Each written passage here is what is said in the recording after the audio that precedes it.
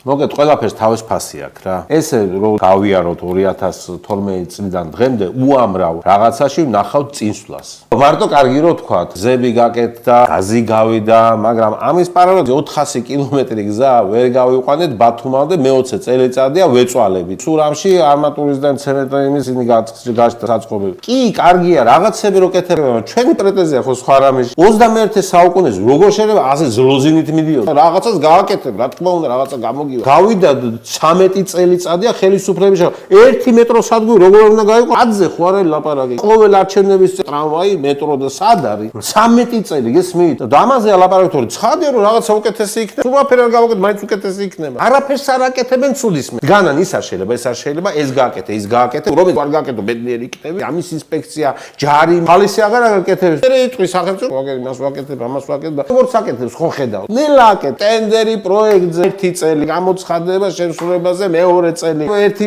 შემსრულებელი გამოჩნდება, კაი, მეორე გადააგდეს, მესამე ვერ გააკეთებს, მეოთხე ზედამხედველი, მეხუთე ზედამხედველი და ხიდი არა გაქვს, მეტრო არა გაქვს, აფერი არა გაქვს, 13 წელიწადია დგახარ ელოდები. რომ რაღაცა გაკეთეთ. კი, ადვილია ტრუბას გაიყვა, მერქს ჩავგავ, რა პრობლემაა, მეტროს რა უკვე. ერთი სადგური რა გაქვს.